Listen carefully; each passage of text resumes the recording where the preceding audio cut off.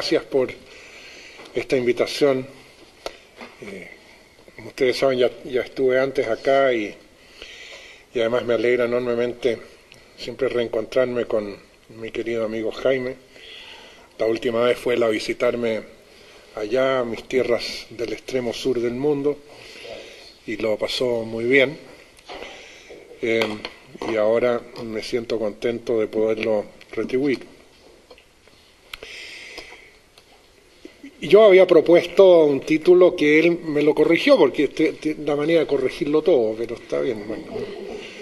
Y el título mío era El mundo en ruta de colisión, y entonces él me dijo, mira, estás equivocado porque el título debe ser El mundo en rumbo de colisión. Entonces me lo justificó porque él es navegante, hizo su servicio en la marina, no sé qué, y entonces los marinos dicen rumbo. Entonces me cambió el título, entonces ahora, total, el título es distinto, pero el contenido es el mismo, así que no importa. Bueno.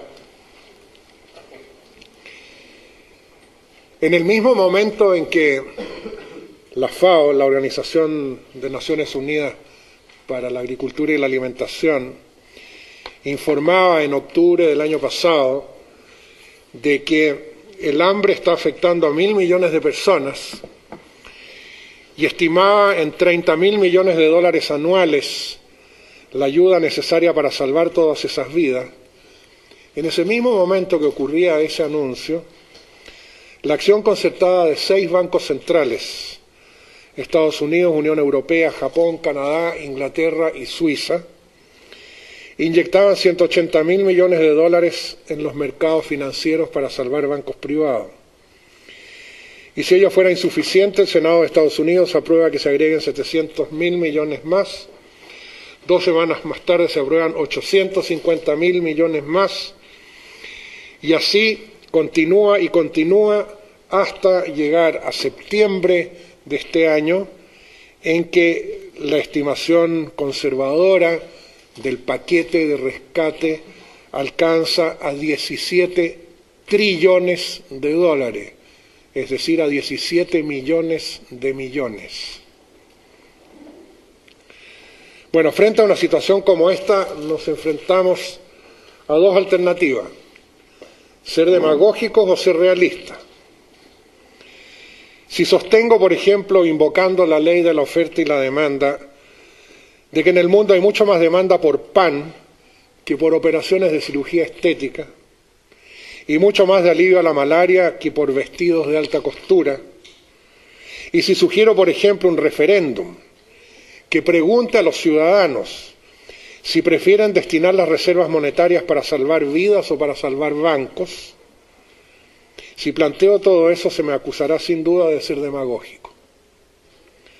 Si por el contrario acepto que es más urgente, más necesario, más conveniente y más provechoso para todos impedir la quiebra de una aseguradora o de una institución bancaria, que dar de comer a millones de niños, socorrer las víctimas de un huracán o curar el dengue, en ese caso se dirá que soy realista. Ese es el mundo en que estamos, un mundo acostumbrado a que nunca hay suficiente para los que no tienen nada y siempre hay suficiente para los que lo tienen todo. No hay suficientes recursos, se nos ha dicho, para superar la pobreza, pero sobran los recursos para satisfacer necesidades superficiales. ¿Qué pasa si ustedes dividen esos 17 trillones de dólares por los 30.000 millones de dólares anuales que la FAO estima para superar el hambre en el mundo? Si hacen esa simple división, el resultado que obtendrán serán 600 años de un mundo sin hambre.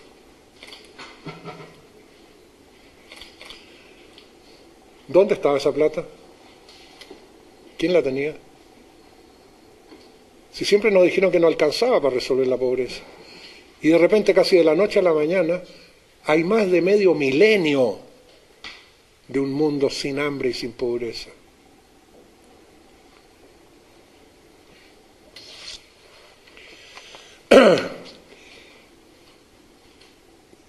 creo que difícilmente puede concebirse una realidad más obscena que esa, más repugnante. Incluso yo, que he sido, según él, revolucionario, yo rebelde, ¿no?, que estaba opuesto a esto y no he creído en muchas de esas cosas, yo, ni siquiera yo, nunca me imaginé ni remotamente que se podía llegar a estas magnitudes tan descomunales. Y esto evidentemente es la decepción más profunda que uno puede tener con quienes tienen influencias de dirigir el mundo en el cual estamos. Me repugna. ¿Qué caracteriza al mundo en que estamos? Yo lo identifico como una cuádruple convergencia. Primero, el crecimiento exponencial del cambio climático antrópicamente inducido que afecta a todas las regiones del mundo. Dos, el fin de la energía barata con dramáticos efectos en las sociedades. Tres, la extensiva disminución de recursos fundamentales para el bienestar humano, como agua fresca, recursos genéticos, bosques, pesquería, vida silvestre, suelos, arrecifes de coral y otros. Y por último, la gigantesca burbuja especulativa que llegó a ser más de 50 veces más grande que la economía real de intercambio de bienes y servicios. ¿Cuáles son las causas de esta convergencia? Primero, el paradigma económico dominante, que propende al crecimiento económico a cualquier costo y estimula la acumulación y la codicia corporativas. Segundo, el uso incontrolado de los combustibles fósiles precisamente para facilitar ese obsesivo crecimiento económico. Tres, la promoción del consumismo como presunta ruta hacia la felicidad. La destrucción de culturas tradicionales a fin de imponer modelos económicos industriales con la consecuente pérdida de cosmovisiones, lenguajes y valores distintos de los de la cultura dominante. El desprecio por los límites planetarios en relación a disponibilidad de recursos, consumo, generación de desperdicios y capacidad de absorción. Las consecuencias pueden acarrear peligros sin precedentes, tanto para el medio ambiente como para la sociedad. El calentamiento global implica pérdida de suelos productivos, tempestades y huracanes, crecimiento en los niveles del mar, desertificación y problemas económicos especialmente para las regiones más pobres. El agotamiento de fósiles baratos implicará impactos en todo el mundo. Afectará a los sistemas industriales de alimentos, los sistemas urbanos y muchos de los bienes a que nuestro modo de vida se ha acostumbrado, como automóviles, plásticos, químicos, refrigeración, etcétera, todos ellos dependientes de la oferta de energía barata. Y la disminución de recursos básicos como agua, bosques, suelos agrícolas, biodiversidad, con posibilidades serias de que se extinga un posible 50% de las especies vegetales y animales solo en las próximas décadas. Frente a esto, cualquier solución o soluciones implican, por cierto, sin duda, nuevos modelos que comiencen, por sobre todo, por aceptar los límites de la capacidad de carga de la Tierra y de ese modo pasar de la eficiencia a la suficiencia y al bienestar. Igualmente urgente es la necesaria solución a la existente inequidad, porque sin equidad las soluciones pacíficas son imposibles. Debemos reemplazar los valores dominantes de codicia, competencia y acumulación por los de solidaridad, cooperación y compasión.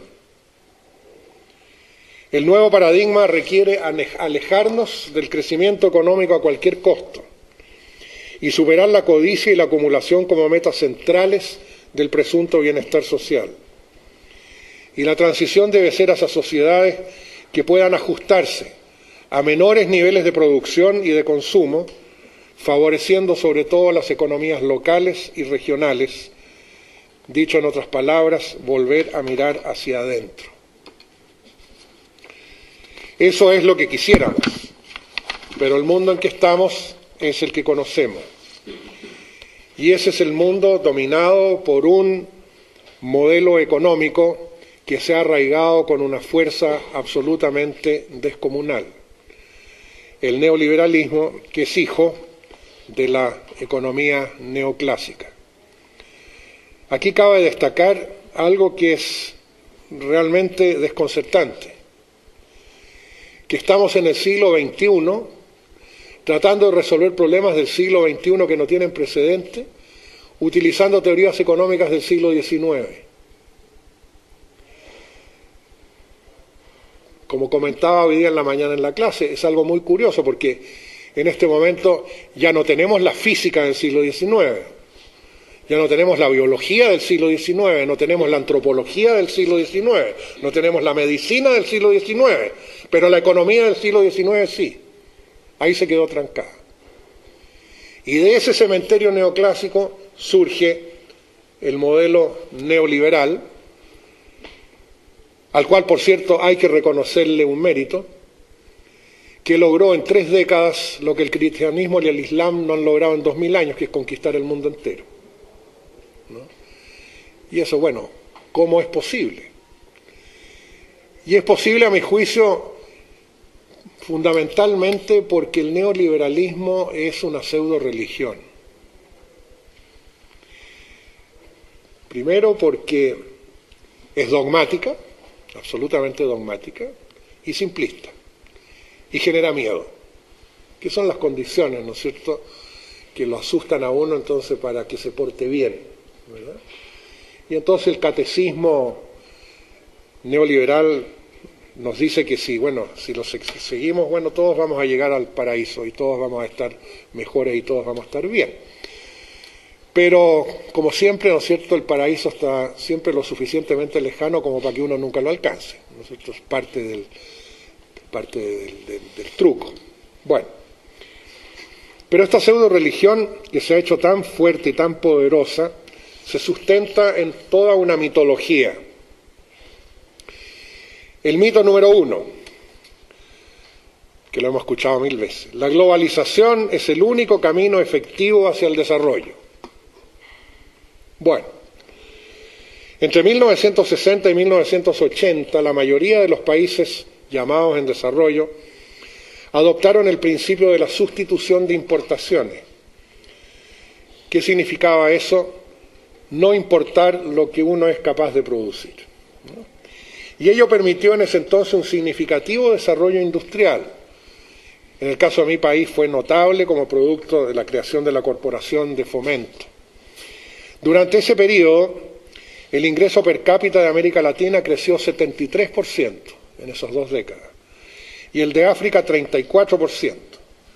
En cambio, a partir de 1980, el crecimiento económico de América Latina tendió a estancarse y el de África declinó en 23%. El periodo 80-2000 aniquila la sustitución de importaciones para reemplazarla por la desregulación, privatizaciones, eliminación de barreras comerciales internacionales y plena apertura a inversiones extranjeras. Una economía que mira hacia afuera en lugar de la anterior que miraba hacia adentro. Los resultados constatados indican que en el primer periodo, 60-80, los países más pobres del mundo tuvieron un crecimiento anual per cápita de 2%. En el segundo periodo, 80-2000, tuvieron una declinación anual de 0,5%. Los países del grupo intermedio declinaron una tasa de crecimiento per cápita de 3,6 a 1%, y los países más ricos también disminuyeron su crecimiento. Frecuentemente se cita, sin embargo, a países como Corea del Sur y Taiwán, citados frecuentemente como ejemplos dignos de ser emulados. Sin embargo, lo que suele no decirse es que esos países lograron su desarrollo precisamente con barreras tarifarias, con propiedad estatal de los grandes bancos, con subsidios a la exportación, violación de patentes y propiedad intelectual, restricciones a los flujos de capital, incluyendo la inversión extranjera directa. Hoy sería absolutamente imposible para cualquier país replicar estas estrategias sin violar gravemente las disposiciones de la Organización Mundial de Comercio y del Fondo Monetario Internacional. O sea, la historia de Corea del Sur y Taiwán hoy día es absolutamente irrepetible, so pena de cometer gravísimas infracciones de acuerdo a los organismos internacionales. Mito número 2. Mayor integración a la economía global es buena para los pobres. Los países pobres deben hoy acomodarse a una cantidad de reglas y restricciones establecidas por los organismos internacionales. Ello hace que recursos humanos, capacidades administrativas y capital político se separen de necesidades urgentes como educación, salud e industrialización. En 1965, el ingreso per cápita promedio de los países del G7, o sea, de los 7 países más ricos, era 20 veces mayor que el de los 7 países más pobres. En 1995 era 39 veces mayor y actualmente es más de 50 veces mayor. En prácticamente todos los países en desarrollo que han adoptado una rápida liberalización del comercio, la desigualdad de ingresos se ha agudizado y los ingresos reales han declinado entre 20 y 30% en América Latina. Más de 80 países tienen hoy un ingreso per cápita menor que el que tenían hace 1 o 2 décadas. Y la paradoja es que son precisamente los países más marginales los que se han integrado más plenamente a la economía global. Mito número 3. Las ventajas comparativas son la mejor manera de asegurar la prosperidad. Uno de los supuestos incuestionables de la política moderna es la necesidad del libre comercio global. Dudar de sus beneficios es un acto de herejía. Sin embargo, a pesar de su supuesta superior eficiencia en relación a otros sistemas de organización económica, el libre comercio globalizado resulta notablemente ineficiente en términos reales. Al dar mayor prioridad a la producción de gran escala para exportaciones, en lugar de producción a pequeña escala y mediana para la satisfacción de necesidades locales, y al generar presiones competitivas que enfrentan comunidades con comunidades en todo el mundo, los precios de los productos de consumo pueden bajar, pero los costos para la sociedad y para el medio ambiente crecen enormemente. Se sigue creyendo en los beneficios de adherirse a las ventajas comparativas. Sin embargo, de acuerdo al modelo de David Ricardo, que fue el economista inglés del siglo XIX, creador del concepto, el sistema de las ventajas comparativas funciona solo si no hay movilidad transnacional del capital. Internamente del país, el capital busca el nicho más adecuado que le dé la ventaja comparativa. Y de ese modo, en el modelo clásico que generó en aquellos años David Ricardo, él demostraba cómo si Inglaterra se especializaba en textiles y Portugal en vinos y oportos, ambos tenían ventajas comparativas para intercambiarlo. Pero eso significaba que el capital inglés buscaba su nicho en Inglaterra y el capital portugués buscaba su nicho en Portugal. En cambio, cuando el capital tiene plena movilidad transnacional, ya no hay ventajas comparativas, sino que el capital busca ventajas absolutas en países que impliquen menores salarios, menores impuestos y menores exigencias ambientales. Cuando el capital goza de movilidad transnacional, buscará, como he dicho, ventajas absolutas, emigrando a países donde los costos ambientales y sociales sean los menores y las utilidades las mayores. Tanto en la teoría como en la práctica, el efecto de la movilidad global del capital es el de anular la doctrina ricardiana de las ventajas comparativas. Sin embargo, el edificio del libre comercio no regulado se sigue manteniendo sobre este endeble fundamento.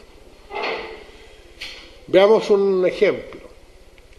Una corporación como Nike o Nike, fabricantes de calzado, para permanecer competitiva precisa reducir sus estándares. Por lo tanto, desde Estados Unidos emigra a Indonesia, donde a través de subcontratistas los zapatos son hechos por muchachitas que reciben un salario de 10 a 15 centavos de dólar la hora. La mayor parte del outsourcing productivo tiene lugar en Indonesia, donde un par de esos Nikes que se venden en Estados Unidos entre 73 y 135 dólares se producen a un costo de 5 dólares 60 por estas niñas jovencitas que reciben 10 centavos de dólar la hora. Las trabajadoras se alojan en barracas, no hay sindicatos y en caso de alguna huelga suelen llamar a los militares para que controlen la situación. Michael Jordan, el famoso campeón de básquetbol tan admirado por muchos, le pagaron 20 millones de dólares por sacarse una fotografía con unas zapatillas Nike. Esos 20 millones de dólares que le pagaron a Michael Jordan por esa fotografía sobrepasó la planilla anual de sueldos de todas las fábricas de Nike en Indonesia, de un año, con 75.000 empleados.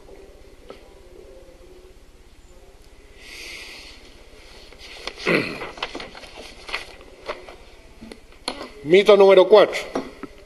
Más globalización significa más empleo.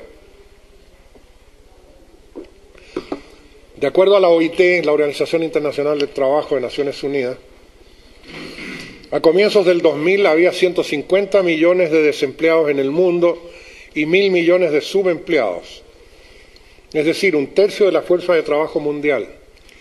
Y tal situación se ha ido deteriorando. El outsourcing que acabo de ilustrar en la cápita anterior, en el mito anterior, es hoy una necesidad, como decía, de las corporaciones para permanecer competitivas. Y eso genera algo absolutamente obvio. Primero, genera desempleo en los países de origen de las corporaciones, porque se va, y genera subempleo en los países donde las reciben. Mito número 5, este tal vez es el más escandaloso de todos, ¿no? La Organización Mundial de Comercio es democrática y transparente. Muchas decisiones que afectan la cotidianeidad de las personas dejan de estar en las manos de gobiernos locales y nacionales para pasar a manos de un grupo no electo de burócratas que trabajan a puertas cerradas en Ginebra.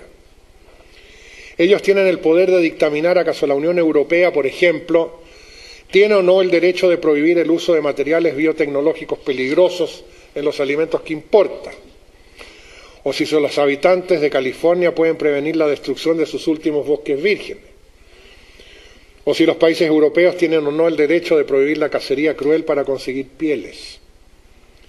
Todo esto se decide a puertas cerradas. Fíjense que ustedes, que de acuerdo a las normas de la Organización Mundial de Comercio, si se da un conflicto, por ejemplo, entre un país y una corporación transnacional, esto llega a un tribunal en la Organización Mundial de Comercio, pero quienes conforman el tribunal es un secreto, y estos se reúnen a puertas cerradas. Nunca se sabrá los nombres de quienes fueron, y la decisión que tomen es inapelable, absolutamente inapelable. De acuerdo a las normativas de la OMC, si una corporación transnacional, fíjense ustedes bien, si una corporación transnacional al invertir en un determinado país determina que hay alguna ley de ese país o disposición o regulación que le resultan inconvenientes a sus intereses, el país está obligado a abolir esa ley o adaptarla a la satisfacción del inversor. Ello significa que bajo las normativas de la OMC, la carrera hacia el fondo afecta no solo los aspectos sociales y ambientales, sino a la democracia misma. Un país logra leyes y derechos como producto de las movilizaciones ciudadanas y de las decisiones políticas, y así se van alcanzando y se van perfeccionando los fines sociales. Pero eso súbitamente tiene un coto si se contradice con los intereses particulares de una corporación. Ahí el país debe renunciar a su democracia y adaptarse al interés de esa corporación. La OMC, entre otras cosas, no tiene ninguna regla ni una mención siquiera sobre el trabajo infantil, ni sobre los derechos laborales. Todo en su constitución está diseñado para beneficiar a las corporaciones. Durante las discusiones que dieron origen a la Organización Mundial de Comercio, conocida como la Rueda del Uruguay, el controversial asunto de la propiedad intelectual fue propuesto por 13 grandes empresas, incluidas la General Motors y la Monsanto. En las negociaciones que siguieron, de los 111 miembros de la delegación de Estados Unidos, 96 eran del sector privado, miembros de corporaciones. En las negociaciones que siguieron, resultó obvio pues que los acuerdos finales sirvieron a las corporaciones en detrimento de la capacidad de los países más pobres de acceder a conocimiento y tecnología. Un caso particularmente dramático es el de que los países pobres están prohibidos, específicamente prohibidos, de producir sus propios productos farmacéuticos genéricos y están obligados a comprarlos de las transnacionales farmacéuticas a precios muchísimo más elevados. Las consecuencias han sido especialmente dramáticas en el caso de África, donde los precios corporativos para el tratamiento del VIH están muy por encima del poder adquisitivo de la población afectada. Y África tiene todas las posibilidades para producir esos bienes genéricos, pero está absolutamente prohibida de hacerlo. En resumen, habría que reconocer que a la OMC no por lo que se dice que es, sino que por lo que realmente es. Y que lo que es una institución cuyo propósito fundamental es lograr que sean las corporaciones las que gobiernen el mundo. Y eso, de hecho, ya está ocurriendo. Nosotros seguimos imaginándonos y hablamos del comercio entre España y las Filipinas, ¿no es cierto? El comercio de Chile con México. Y así se contabiliza, ¿no es cierto? Chile exportó tanto, México importó tanto, ¿no es cierto? Bueno, lo divertido que ya no es ni Chile ni es México, sino que es tal corporación que está en Chile con tal corporación que está en México. Y es tal corporación que está en España con tal corporación que está en las Filipinas, ¿no? Y esa contabilidad que es de corporaciones, bueno, la montamos como contabilidad nacional, pero es totalmente falso. Mito número 6. La globalización es inevitable. ¿Qué tal? Renato Ruggiero, ex director general de la Organización Mundial de Comercio, manifestaba lo siguiente, miren que es lindo esto, cita textual: tratar de detener la globalización es equivalente a tratar de detener la rotación de la Tierra. Sencillito. ¿Para qué más? Bill Clinton manifestaba que la globalización no es una opción política, es un hecho. Tony Blair la identificaba como irreversible e irresistible, es casi erótico ya, ¿no? Y Margaret Thatcher inmortalizó su frase: no existe alternativa. There is no alternative. Esa frase hoy día le dicen Tina. There is no alternative, ¿no? Yeah. Bueno, todas esas afirmaciones son una clara evidencia del grado de fundamentalismo que caracteriza a los defensores del sistema, y así el modelo alcanza, como dije antes, un viso de pseudo-religión. Bueno, pero las alternativas son ciertamente posibles, puesto que el modelo dominante ha sido producto de la renuncia sistemática de parte de la mayoría de los países a sus derechos de controlar los procesos económicos en beneficio propio. Desde luego que cualquier proceso que se origine en decisiones políticas es reversible. No se trata de escoger entre las reglas de la actual economía internacional por una parte y un supuesto caos de ausencia de reglas por la otra. El cambio fundamental radica básicamente en relocalizar la economía más hacia planos locales y a diseñar nuevas reglas que acerquen el consumo al mercado, lo que yo llamo una economía a escala humana. Y en ese sentido, algunas de las nuevas reglas podrían ser reglas como las siguientes. Una mayor localización monetaria, de manera que los excedentes fluyan y permanezcan lo más posible en su lugar de origen. Puede demostrarse con un modelo económico, matemático, que si el dinero circula a lo menos 5 veces en su lugar de origen, genera un pequeño boom económico. Sin embargo, el mecanismo funciona hoy día que cualquier excedente que se genera en la periferia rápidamente es succionado hacia el centro. Producir local y regionalmente todo lo que sea posible a fin de acercar el consumo al mercado. Eso es fundamental si nos interesa la sustentabilidad, por cuanto dentro de la economía global una de las cosas que más impacto produce negativo en el proceso climático son precisamente los transportes de gigantescas distancias. Yo hace un par de meses atrás, en mi región, en el sur de Chile, yo vivo bien al sur en Chile, y es una región, entre otras cosas, es la mejor región lechera del país. Todo lo que son productos lácteos de la más alta tecnología, o sea, compite con quien sea en el mundo, es altísimamente desarrollado. Y yo estaba en un hotel cerca de una de las ciudades vecinas de donde yo vivo, una mañana en una ciudad que se llama Temuco, y estaba en el hotel, y en la mañana bajo a tomar desayuno, y claro, me encuentro como siempre esa cosa antipática, hoy día tan moderna, de la mantequilla puesta en una macanita chica que hay que empezar, ¿no es cierto?, sacarle una tapita para sacar así tanta mantequilla, ¿no es cierto?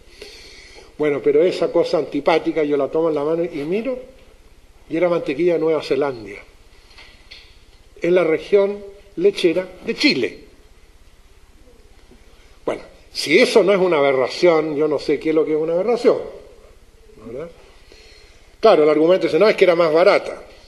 Claro, es más barata si se hacen los cálculos como los hacen los economistas, ¿no es cierto?, que calculan de tal manera que los precios nunca dicen la verdad, porque el costo y el impacto ambiental de ese transporte tiene valor cero. Además viene subsidiada de allá, ¿no es cierto?, eso también tiene valor cero. Y los productores locales, como resultado de eso, van a quebrar, van a tener que vender su parcela, se van a tener que ir a una ciudad, ¿no es cierto?, a buscar trabajo, eso también tiene valor cero, ¿no? Entonces, bueno, así es como se hacen los cálculos y así es como se llegan, y esos suelen ser los argumentos. Es lo mismo que ocurre en energía. Ah, no, esta energía no, porque es más cara. Punto, y se acabó la discusión. Pero es más cara según cómo hagas el cálculo, ¿no? Si se ven todos los impactos y se le dan valores a los impactos que se generan, esa presuntamente más cara puede resultar muchísimo más barata, ¿no es verdad? Bueno,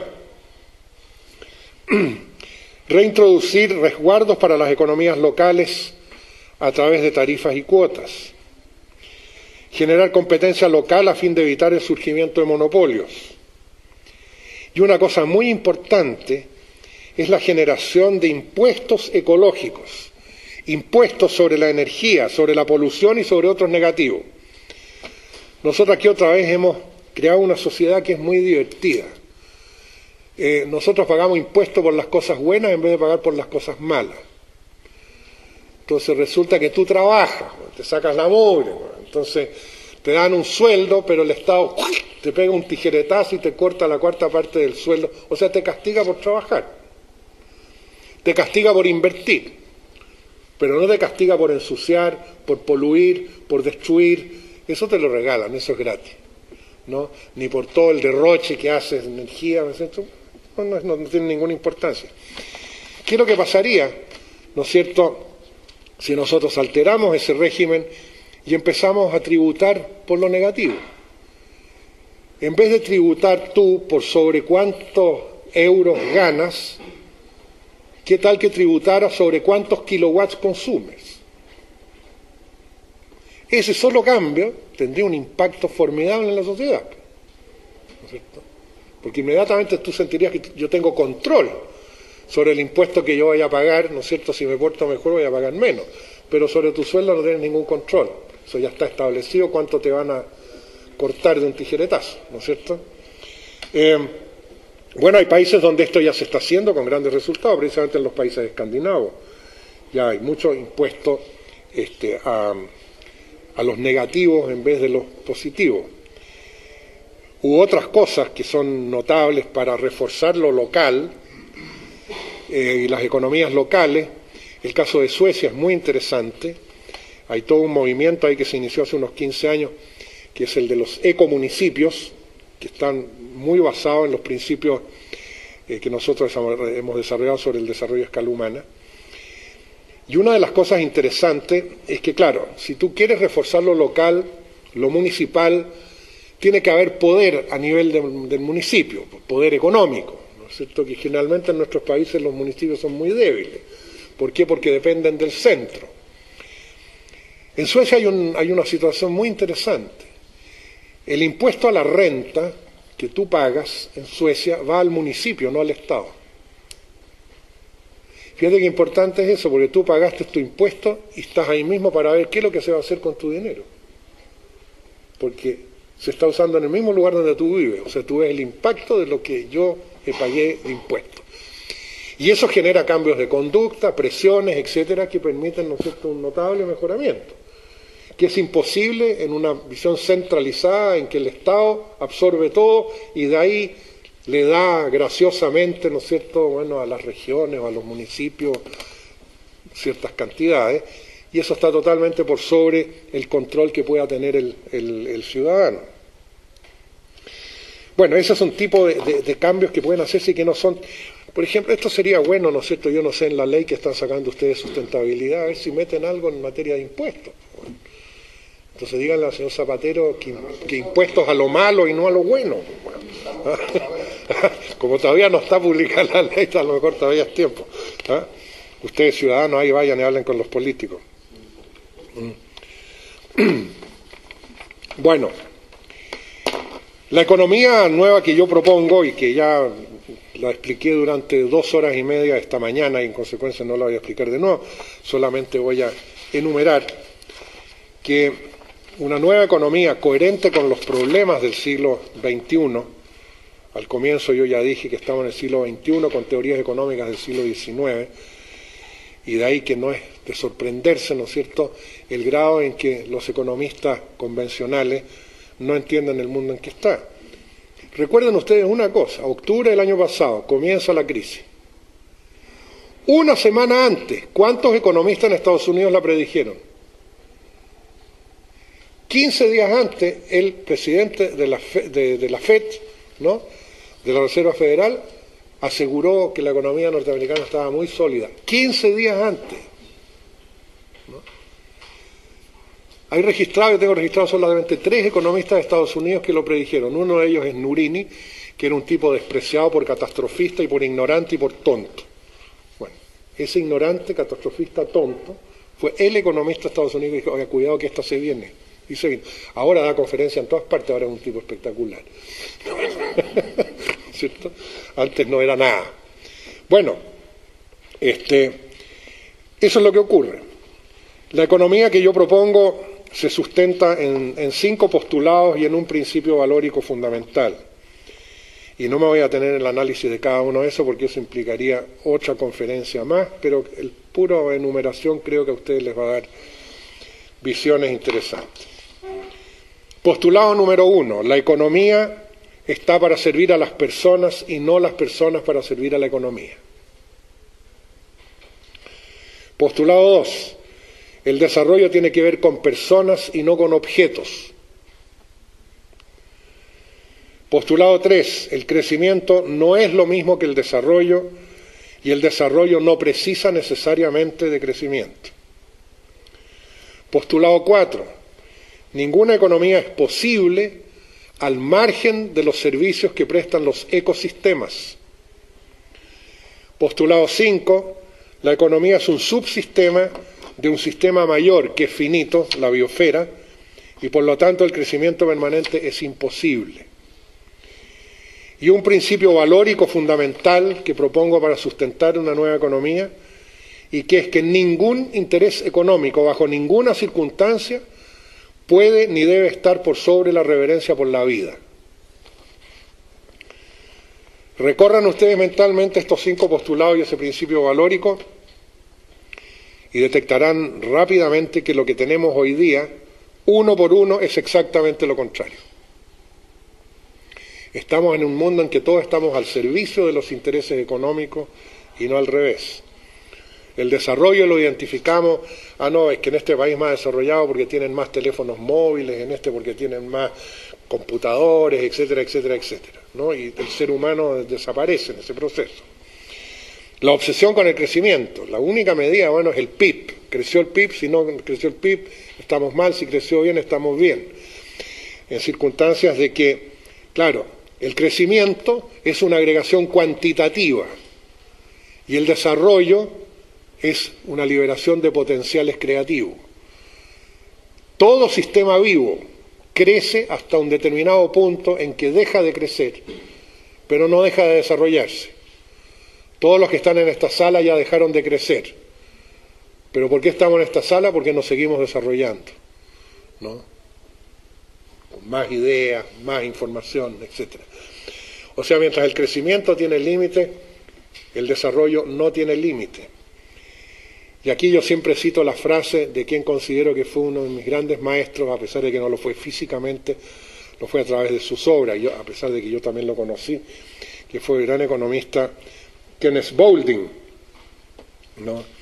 Y Kenneth Boulding solía decir: quienes piensan que el crecimiento permanente es posible en un planeta finito, o están locos o son economistas, ¿no?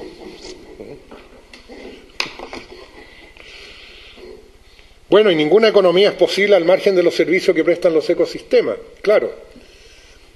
La economía que se enseña es una economía, es un sistema cerrado sobre sí mismo. Están las familias, están los productores, y hay una cosa que se llama el mercado, en torno al cual circulan todos los procesos medidos en términos monetarios. Y ese sistema es un sistema cerrado sobre sí mismo que no tiene relación con ningún otro sistema. La naturaleza no está, el medio ambiente no está, la biosfera no está, nada más existe. Y eso es absurdo. Es decir, obviamente que ninguna economía es posible, ¿no es cierto?, si desaparece la fotosíntesis. Bueno, pues si desaparece la fotosíntesis, desaparecemos todo. Ese es un servicio que nos presta un ecosistema, ¿no es cierto? También yo daba el ejemplo hoy día que qué pasaría, ¿no es cierto?, si desaparece ese encantador bichito que se llama las abejitas, ¿no es cierto? Si desaparecen todas las abejas, detrás de eso desaparecemos todos nosotros. No hay más polinización, ¿no es cierto?, que es otro servicio que prestan los ecosistemas, ¿no? Están los servicios climáticos, está el ciclo del nitrógeno, está el ciclo del carbono, ¿no es cierto?, etcétera, etcétera, toda la biodiversidad fundamental para todo. Pero ustedes compren cualquier libro de texto de teoría económica, de los clásicos, de los más importantes, y vayan al índice de palabras al final y busquen la palabra ecosistema, naturaleza, termodinámica, que no existe, no existe. O sea, no es necesario que un economista sepa que la polinización existe y que es necesaria. Fíjense ustedes. ¿No? Esa es la economía que se enseña. Bueno, y de que el crecimiento no puede ser infinito en una biosfera, en un sistema que es finito, por supuesto. Si yo empiezo a inflar un gran globo, no puedo inflarlo más allá del tamaño de esta habitación. Bueno, hasta ahí nomás llego, ¿no es verdad? Pero eso tampoco lo consideran la economía convencional. Y de que ningún interés económico debiera estar por sobre la reverencia por la vida, bueno, para donde ustedes quieran mirar, la vida no importa para nada si yo puedo hacer negocio. Millones de niños esclavos. Yo lo destacaba hoy día en la clase en la mañana porque mucha gente no lo sabe, ¿no? De acuerdo a información de UNICEF y de la OIT, hoy día, en el siglo XXI, hay más esclavos en el mundo que los que existían antes de la abolición de la esclavitud en el siglo XIX. decenas de millones de esclavos, de los cuales por lo menos 2/3 son niños desde 5 o 6 años de edad. Y eso no aparece en las noticias, no aparece en la prensa, no aparece en la televisión. Bueno, es una noticia de ninguna importancia, porque si total hay tantos niños, pues ¿qué importa pues, que haya varios millones de esclavos? ¿No? Y eso no aparece para nada en la Constitución de la Organización Mundial de Comercio. ¿Y por qué no? ¿Por qué no aparece en la prensa? ¿Por qué no aparece en ninguna parte? Seamos honestos y no nos engañemos. Porque es buen negocio. Explotando a los niños yo gano más plata. Entonces no es noticia. Bueno, ese es el mundo en que estamos y existen todas las posibilidades de que podamos cambiarlo y que pueda ser mejor. Pero eso está en manos de los movimientos que puedan hacerse desde la sociedad civil, es decir, cada uno de nosotros. No esperen ustedes que la solución venga de arriba y que baje el profeta, ¿no es cierto?, desde el monte Sinaí y le diga ya, está todo resuelto. No. La solución empieza con nosotros mismos. Y comienza con la coherencia de cada uno consigo mismo. Yo siempre cuando hablo esto, al final, más de alguien me hace la pregunta, bueno, pero ¿qué puedo hacer yo? ¿No? Claro, y eso ya es una actitud de sentirse totalmente derrotado frente a poderes descomunales, ¿no es cierto? Bueno, ¿qué puedes hacer tú? Lo que puedes y debes hacer tú, ser coherente contigo mismo.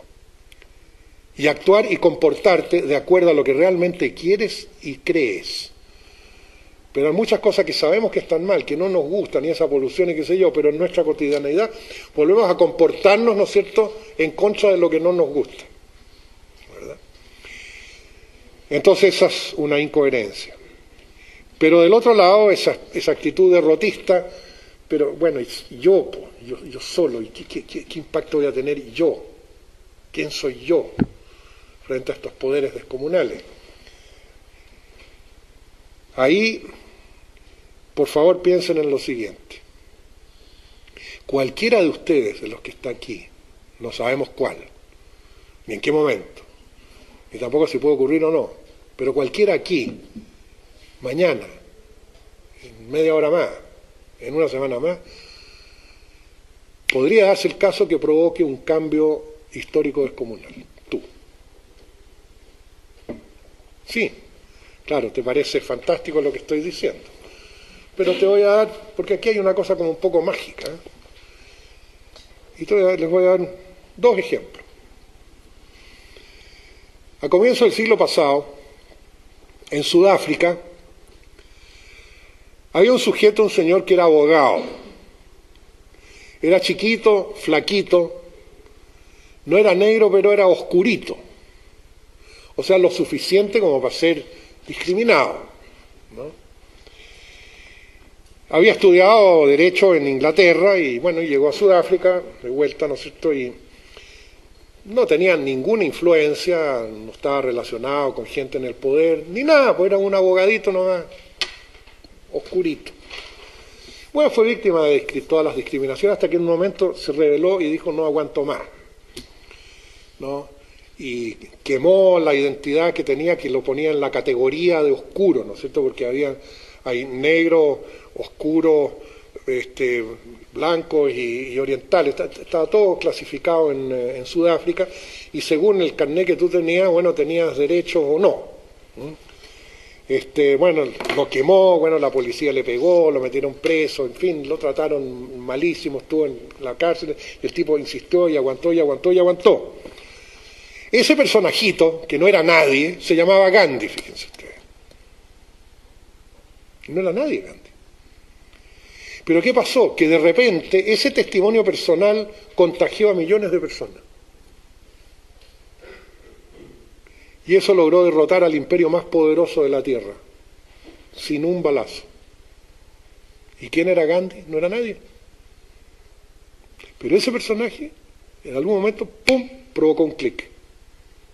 Ese es el que lo podrías provocar tú o cualquiera de los que está aquí. Pero no sabes si va a ser o no va a ser, pero podría ser, y eso es lo bonito. Otro ejemplo, 1960, que fue cuando yo llegué a Estados Unidos en aquellos años, a la Universidad de Berkeley, como profesor muy, muy joven. Yo tenía 25 años. Y en ese entonces en Alabama, un día, una mujer negra se sube al bus, y en ese entonces en Estados Unidos había apartheid igual que en Sudáfrica. O sea, tú subías al bus y había asientos para negros y asientos para blancos, en Estados Unidos. Bueno, y esta negra venía muy cansada de trabajar, era tarde, en la tarde, y estaban llenos los asientos para negros y se sentó en un asiento para blanco que estaba desocupado.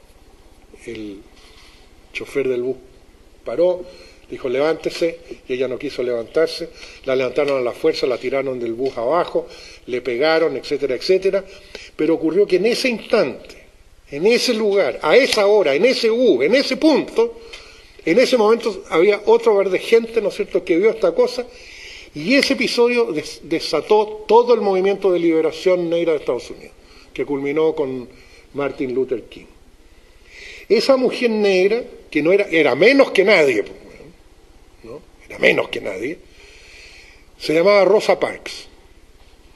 Murió hace 2 años y fue enterrada con los máximos honores que da el Estado americano a un ciudadano ilustre. Ahora, fíjense que doña Rosa Parks pudo haber tomado el otro bus porque venía detrás. Y no pasa nada, no cambia la historia. Pero tomó ese bus, a esa hora, y en esa esquina la echaron. Y eso cambió la historia. Y eso pasó con Gandhi, eso pasó con Rosa Parks, y eso puede pasar con cualquiera. De manera esto que yo siempre lo digo para que nadie se sienta tan impotente de decir, no, yo no puedo hacer nada. Pero ¿qué es lo que tenían esas personas? Que eran coherentes consigo mismos. Y yo actúo y insisto en actuar en lo que creo, ¿no? Eso sí es condición para que ocurra el fenómeno, ¿no? Si tú te estás siempre adaptando, no. Y termino con el consejo general, que se desprende lógicamente de esto que acabo de decir. El mejor consejo que yo creo que le puedo dar a la gente joven. A cualquiera de ustedes, la gente, cuando ustedes estén frente a una alternativa, ¿no es cierto? Si hago esto otro, me voy acá, acepto este puesto, porque siempre la gente que los quiere a ustedes, ¿no? Debe decir, mira, no hagas esto porque no te conviene, pero haz esto otro porque esto sí te conviene, ¿verdad?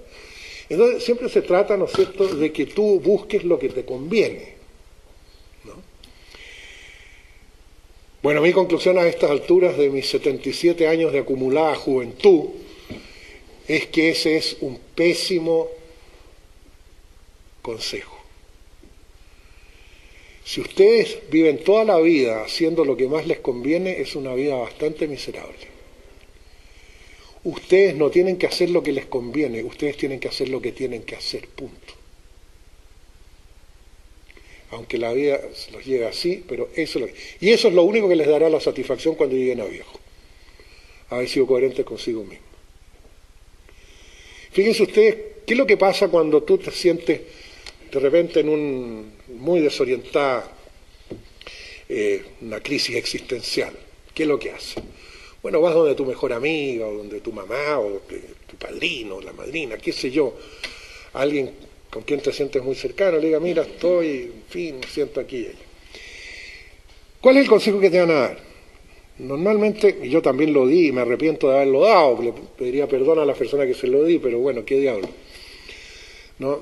Siempre te van a decir una cosa como esta, no, mijita, es que lo que pasa es que tú tienes que tener las cosas claras. Si no tienes las cosas claras, bueno, estás mal, mijita, ¿no es verdad? Además, mijita, usted tiene que saber para dónde va. Si no sabe para dónde va, está mal, ¿no? O sea, usted, ya, ¿para dónde quiere ir? Allá, bueno, entonces, ya. Y ese consejo te lo hacen con todo cariño, y es un desastre. Porque la otra cosa que yo he descubierto a estas alturas es que la gente que sabe exactamente para dónde va es la que nunca descubre nada. Porque se da lo que llamo la obsesión del punto fijo. Estoy aquí y tengo que llegar allá. Y en consecuencia, todo lo que hay entre medio se percibe como obstáculos que deben ser superados para llegar a donde quiero llegar. Y resulta que en esos presuntos obstáculos está toda la aventura de la vida. Pues. Entonces me lo paso con anteojera, ¿entiendes tú? Y nada, una vida pobre. ¿Cuál es el consejo? Aprende a derivar en estado de alerta. Saca todas tus antenas y deriva. Derivar no es dejarse llevar por la corriente. Si alguno de ustedes ha hecho surf alguna vez, en la ola, ¿qué es lo que es? Si tú vas a hacer surf y te propones de llegar a ese punto en la playa, te vas a sacar la mugre. Tú vas a llegar a la playa, no sabes dónde, pero vas a llegar. ¿Por qué? Porque estás jugando con la ola, estás jugando con el viento, estás jugando con el movimiento, ¿no es cierto? Es decir, estás derivando con todas tus antenas desplegadas, ¿no es cierto?, con todos los estímulos que estás recibiendo. Y vas a aterrizar en algún lugar de la playa. Fantástico. Pero no puedes saber de antemano que fue en ese metro cuadrado o en ese metro cuadrado. Es lo mismo. Derivar en estado de alerta. Ahí reciben los estímulos y eso generan creatividad. Y sobre eso los montan sobre el caballo de la coherencia. Y tenemos un mundo nuevo en el cual todos seremos, por lo menos regularmente, más felices. Muchas gracias.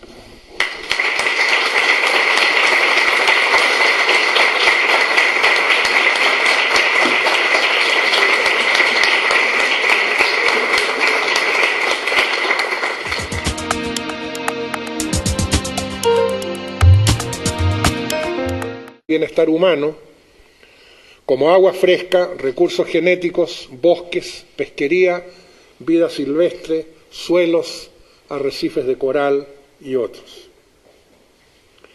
Y por último, la gigantesca burbuja especulativa que llegó a ser más de 50 veces más grande que la economía real de intercambio de bienes y servicios.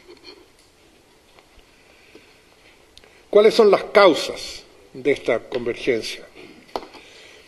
Primero, el paradigma económico dominante, que propende al crecimiento económico a cualquier costo y estimula la acumulación y la codicia corporativas.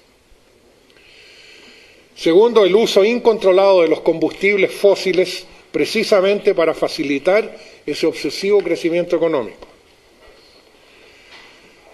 Tres, la promoción del consumismo como presunta ruta hacia la felicidad.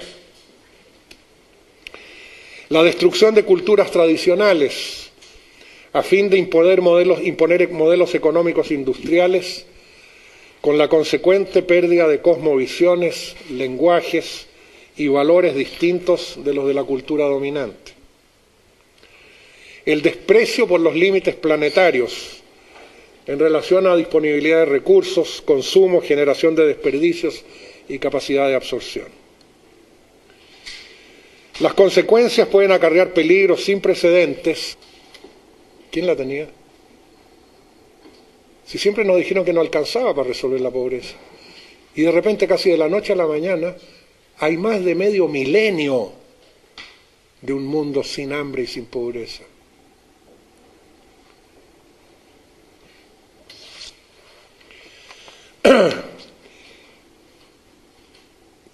Creo que difícilmente puede concebirse una realidad más obscena que esa, más repugnante. Incluso yo, que he sido, según él, revolucionario, yo rebelde, ¿no?, que estaba opuesto a esto y no he creído en muchas de esas cosas, yo, ni siquiera yo, nunca me imaginé ni remotamente que se podía llegar a estas magnitudes tan descomunales. Y esto evidentemente es la decepción más profunda que uno puede tener con quienes tienen influencias de dirigir el mundo en el cual estamos. Me repugna. ¿Qué caracteriza al mundo en que estamos? Yo lo identifico como una cuádruple convergencia. Primero, el crecimiento exponencial del cambio climático antrópicamente inducido que afecta a todas las regiones del mundo. Dos, el fin de la energía barata con dramáticos efectos en las sociedades. Tres, la extensiva disminución de recursos fundamentales para el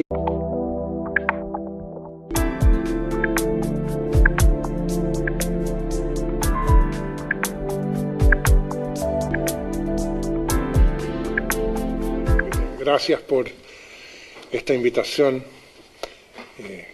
Como ustedes saben, ya estuve antes acá y además me alegra enormemente siempre reencontrarme con mi querido amigo Jaime.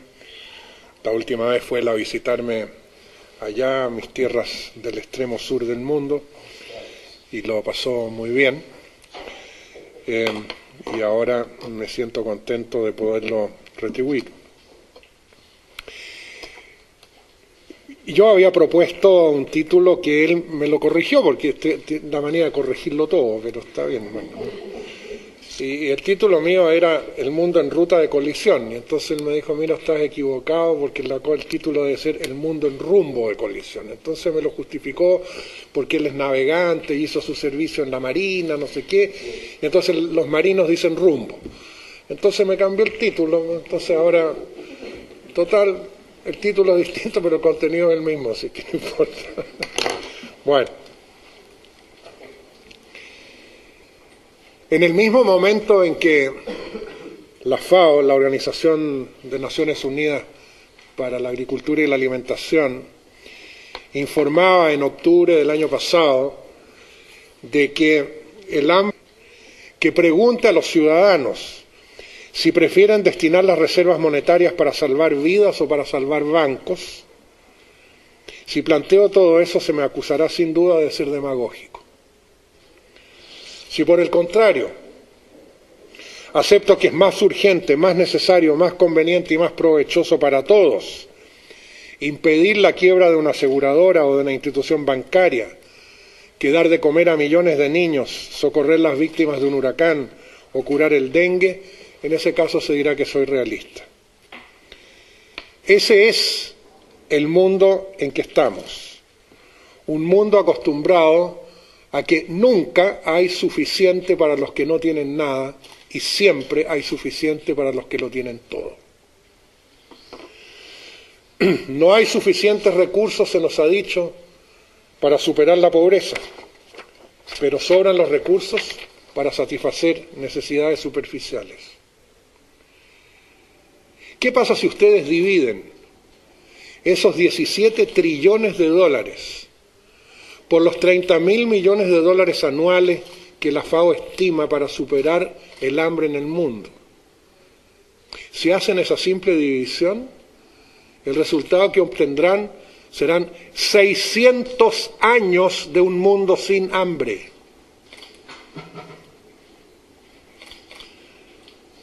¿Dónde estaba esa plata? El hambre está afectando a 1.000 millones de personas y estimaba en 30.000 millones de dólares anuales la ayuda necesaria para salvar todas esas vidas. En ese mismo momento que ocurría ese anuncio, la acción concertada de 6 bancos centrales, Estados Unidos, Unión Europea, Japón, Canadá, Inglaterra y Suiza, inyectaban 180.000 millones de dólares en los mercados financieros para salvar bancos privados. Y si ello fuera insuficiente, el Senado de Estados Unidos aprueba que se agreguen 700.000 millones más. 2 semanas más tarde se aprueban 850.000 millones más. Y así continúa y continúa hasta llegar a septiembre de este año, en que la estimación conservadora del paquete de rescate alcanza a 17 trillones de dólares. Es decir, a 17 millones de millones. Bueno, frente a una situación como esta, nos enfrentamos a 2 alternativas: ser demagógicos o ser realistas. Si sostengo, por ejemplo, invocando la ley de la oferta y la demanda, de que en el mundo hay mucho más demanda por pan que por operaciones de cirugía estética, y mucho más de alivio a la malaria que por vestidos de alta costura. Y si sugiero, por ejemplo, un referéndum